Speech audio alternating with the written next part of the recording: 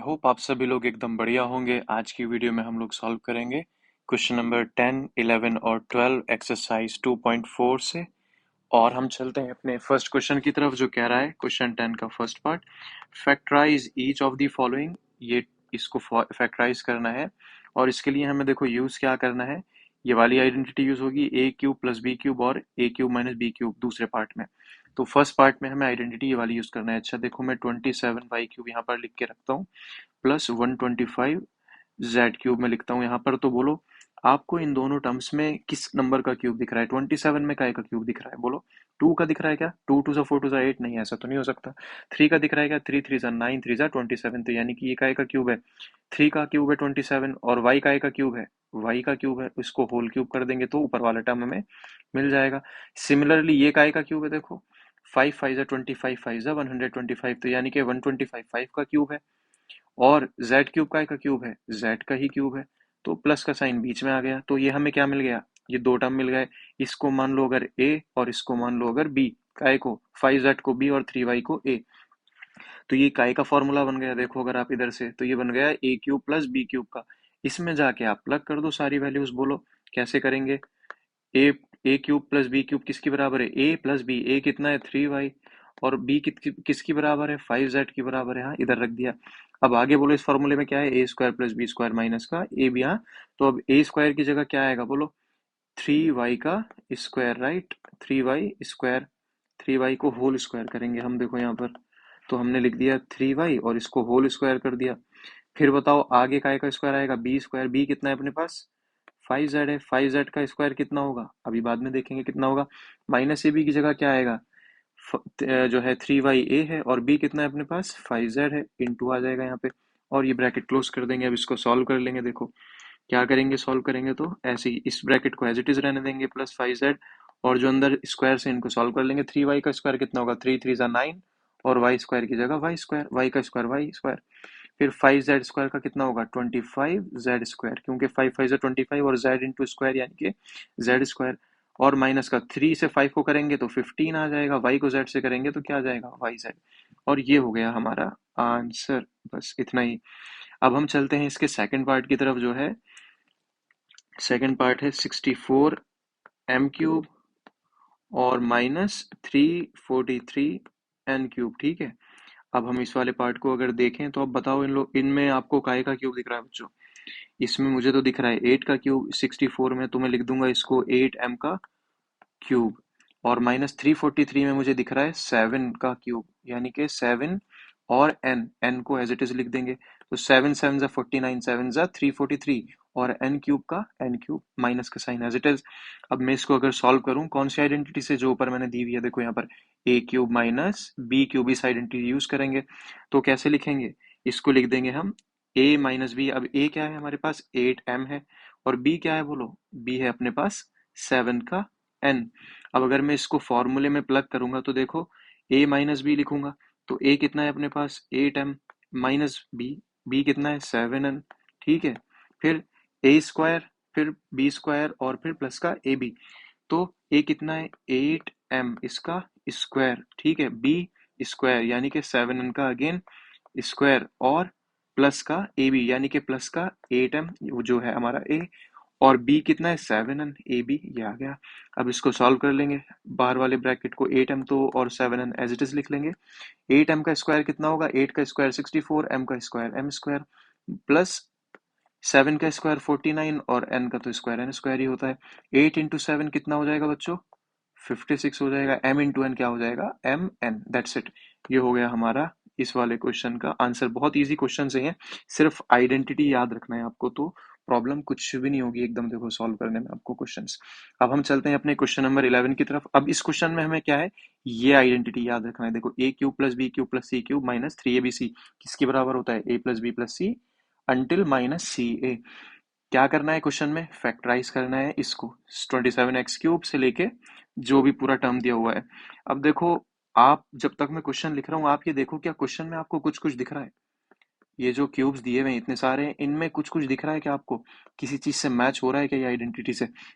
मैं बताता हूँ। देखो अगर अभी तक समझ नहीं आया 27x³ है, ये 27 किसी चीज का तो क्यूब है, काय का, 2 का है क्या, 27 नहीं, 2 टू 4 टू 8 होता है, नहीं तो यानी कि 3 3 3 9 3 27, 27 तो 3 का क्यूब हो गया, और x को एज इट इज लिख देंगे, तो ये क्या हो गया, ये क्यूब हो गया 3x का, 27 जो है ये काय का क्यूब हो गया, 3x का। अगेन मुझे जो है y में काय का क्यूब दिख रहा है y में तो y का ही क्यूब दिख रहा है, तो y के ऊपर क्यूब लगा देंगे। अब z में भी z का ही क्यूब दिख रहा है मुझे, तो z को ब्रैकेट में लिख देंगे, बाहर क्यूब लगा देंगे। अच्छा ये क्या लिखा हुआ दिख रहा है, ये टर्म जो है मुझे, ये कुछ दिख रहा है क्या आप लोगों को, ये जो टर्म है ये कुछ दिख रहा है क्या, हाँ मुझे तो दिख रहा है, क्या दिख रहा है, 3abc दिख रहा है, ये 3abc, ए कितना है अपने पास, 3x, ए की वैल्यू 3x, और जो है इसको अगर लिखे हम 3abc की फॉर्म में, इसको मान लो अगर a मान लूँ मैं 3x को, y को अगर मैं b मान लूँ, और सपोज z को अगर मैं c मान लूँ, तो क्या लिख सकता हूँ, ये टर्म 3 बाहर लिख दिया इसमें से कॉमन लेके, तो 3 इंटू 3x, 3x क्या है a, और b क्या है अपने पास बोलो, b y है, और z क्या है अपने पास, c की जगह क्या है z, तो अगर मैं 3 से 3 करूंगा तो 9 हो जाएगा, x into y x y into z x y z, तो यहाँ पे क्या आ जाएगा 9xyz। तो ये हमारा क्वेश्चन तो देखो ऐसा लग रहा है जैसे सॉल्व हो गया, लेकिन अभी नहीं हुआ है। ये तो हमने ये फॉर्म बना ली, ये फॉर्म बना ली हमने, ये 3xyz और a³ plus b³ plus c³ ये। तो अब इसको a मान लो 3x को, b को y मान लो और c को z मान लो, तो मैं क्या इस फॉर्म में लिख सकता हूँ इसको, देखो क्या है ये a plus B plus C, फिर उसके बाद A square plus B square plus C square, कहाँ तक, सी ए तक। तो a क्या है बच्चों बोलो, 3x है मेरे पास, प्लस में इस आइडेंटिटी के हिसाब से प्लस में क्या आएगा b जो कि है y, फिर क्या आएगा प्लस में c जो कि है अपने पास क्या, यहाँ पर z है। अब उसके आगे क्या है ए स्क्वायर, तो a कितना है अपने पास 3x है, तो 3x का यानी कि स्क्वायर, और प्लस का बी स्क्वायर, बी कितना है अपने पास y यानी कि उसका स्क्वायर, और c कितना है अपने पास, c यहाँ पर देखो क्या है z है, तो यानी कि z का स्क्वायर, और बताओ माइनस का ए बी, तो माइनस ए बी कितना होगा, माइनस का ए कितना है 3x इंटू वाई, तो माइनस का 3xy, और माइनस का बी सी, बी कितना है y और c कितना है z, माइनस का बी सी आ गया, और माइनस का सी ए, सी कितना है अपने पास z, और a कितना है 3x, तो यानी कि कितना हो जाएगा ये 3x और z। अब इसको हम पूरे को सॉल्व करेंगे तो क्या आएगा बोलो, एज इट इज रहेगा ये 3x plus Y plus Z, ये तो एज इट इज आ गया। 3x को देखो, 3x स्क्वायर को सॉल्व करेंगे तो क्या आएगा यहाँ पर 9x स्क्वायर, वाई क्यूब को करेंगे तो क्या आएगा प्लस का वाई क्यूब ही आएगा, जेड जेड क्यूब करेंगे तो क्या आएगा, ये एक्चुअली स्क्वायर हो गई तो ये भी स्क्वायर होगा, जेड को स्क्वायर करेंगे तो क्या आएगा जेड स्क्वायर ही आएगा। 3xy एज इट इज रहेगा, देखो minus 3xy minus y z, और माइनस का 3xz लिख लो या zx लिख लो, एक ही बात रहेगी। तो हमने ये क्या कर दिए इसके फैक्टर्स, और ये क्या बने, ये आपके सामने है 3x plus Y plus z, और फिर 9x square until minus 3xz, ऐसे ही आपको डब्बे के अंदर आंसर में लगा के आना है, ठीक है, तभी आपको पूरे मार्क्स मिलेंगे। अच्छा चलो चलते हैं 12th क्वेश्चन की तरफ, जो है लास्ट। डरना मत क्वेश्चन देख के, सिर्फ ये कह रहा है verify that x plus Y plus x cube plus y cube plus z cube minus का 3xyz इज इक्वल टू कितना है 1/2 x plus y z until z minus x square. Identity एक ध्यान रखना है हमें, देखो जो हमें बुक में दी हुई भी है एनसीईआरटी में, a³ plus b³ minus 3abc किसके बराबर होता है, इसके बराबर। हमने अभी ऊपर देखो करके आए हैं, प्रीवियस क्वेश्चन में हमने सेम आइडेंटिटी यूज करी है। तो अब ये देखो ये टर्म इधर है और ये इधर है, अगर हम एलएचएस किसी तरह से बराबर कर दें आरएचएस के, तो हमारा क्या हो गया, वेरीफाई हो गया। अब हम क्या करेंगे, इसमें पकड़ के चलेंगे अपने आरएचएस को अगर मैं यहाँ पर लिख लूं किसी तरह से, देखो 1/2, ठीक है, अगर मैं इसको लिख लूं तो कितना होगा 1/2 x plus Y plus z, और x माइनस वाई का क्या whole square, plus y minus z का होल स्क्वायर, और प्लस जेड माइनस एक्स का होल स्क्वायर। अब आपको लगता है कि हम इसके साथ कुछ कर सकते हैं क्या, हाँ कर तो सकते हैं, क्या कर सकते हैं, ये जो स्क्वायर वाले टर्म्स हैं इनको हम पूरे को स्क्वायर ओपन कर लेंगे। हम 1/2 x plus Y plus z को तो एज इट इज रहने देंगे, और जो अंदर अंदर के टर्म है उनको ओपन कर लेंगे। आपको याद होगी एक आइडेंटिटी, क्या है आइडेंटिटी अपने पास, ए माइनस बी का होल स्क्वायर किसके बराबर होता है, A square plus B square minus two A B. तो ये वाला जो टर्म है इसको वो आइडेंटिटी यूज करके हम लोग जो है ओपन करेंगे। मैं यहाँ पर लिख देता हूँ A square minus B square किसके बराबर होता है, A square plus B square minus का टू ए बी। तो अगर मैं इसको लिखना चाहूँ एक्स माइनस वाई का होल स्क्वायर तो कैसे लिखूंगा, ए स्क्वायर यानी कि एक्स स्क्वायर, बी स्क्वायर यानी कि वाई स्क्वायर, और माइनस का टू बी यानी कि माइनस का टू, ए कितना है एक्स और बी कितना है वाई। सिमिलरली इसको ओपन करेंगे इस वाले टर्म को अपने, तो plus y square plus z square minus y z. Similarly इस वाले टर्म को ओपन करेंगे अपने, तो ये z माइनस एक्स स्क्वायर लिखा हुआ है, तो जेड स्क्वायर प्लस का x square minus to z x. ये हमारा बन गया इसका जो है हमने मल्टीप्लाई करके इसकी आइडेंटिटी खोल के यहाँ पर लिख लिया ये सारे टर्म्स यहाँ तक। अब देखो एक्स स्क्वायर है इधर और इधर भी एक्स स्क्वायर है, पहले इधर लिख लेते हैं ये 1/2x plus Y plus z as it is लिख लेते हैं ये ऊपर से। अब देखो एक्स स्क्वायर और ये एक्स स्क्वायर जब मिलेगा तो क्या हो बनेगा बताओ, 2x स्क्वायर बनेगा। हाँ, फिर ये वाला वाई स्क्वायर और ये वाला वाई स्क्वायर और ये वाला वाई स्क्वायर, इसका ये तो वाई जेड है एक्चुअली, तो ये दोनों वाई स्क्वायर मिलके क्या बनाएंगे, 2y स्क्वायर बना देंगे। अच्छा यहाँ पर देखो कितना है, अब वाई स्क्वायर वाले टर्म हो गए, अब जेड स्क्वायर के देखेंगे, ये जेड स्क्वायर है और ये जेड स्क्वायर है, तो ये कितना बन गया, 2z स्क्वायर बन गया। सारे स्क्वायर के टर्म खत्म हो गए। अब यहाँ पर कितना बचा, माइनस टू जेड एक्स, और यहाँ पर कितना बचा, माइनस का टू एक्स वाई। तो लिख लेंगे हम माइनस का two x y as it is और माइनस का two z x as it is. अच्छा अब देखो इसमें भी टू, इसमें भी टू, इसमें भी टू, इसमें भी और इसमें भी टू, तो हम क्या इस पूरे टू को बाहर निकाल सकते हैं, ये सारे टू जितने भी हैं, ये ये और ये, इसको बाहर निकाल लेंगे तो कैसे लिख सकते हैं, देखो ये तो एज इट इज आ जाएगा 1/2x प्लस वाई और प्लस जेड, इसमें कोई छेड़छाड़ नहीं करना है देखो।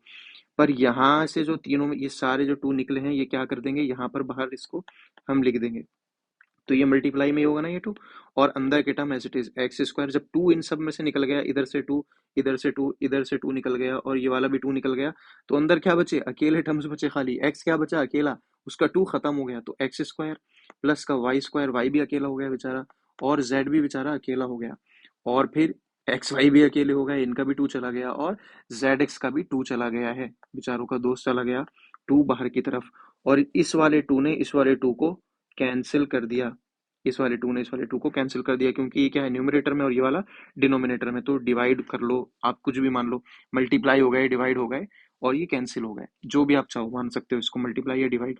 तो अब क्या बचा, एक्स प्लस वाई प्लस का जेड बचा यहाँ पर, और क्या बचा, एक्स स्क्वायर प्लस का वाई स्क्वायर प्लस का जेड स्क्वायर बचा, और माइनस का क्या बचा देखो, माइनस का बचा यहाँ पर एक्स वाई, और माइनस का क्या बचा देखो, जेड एक्स।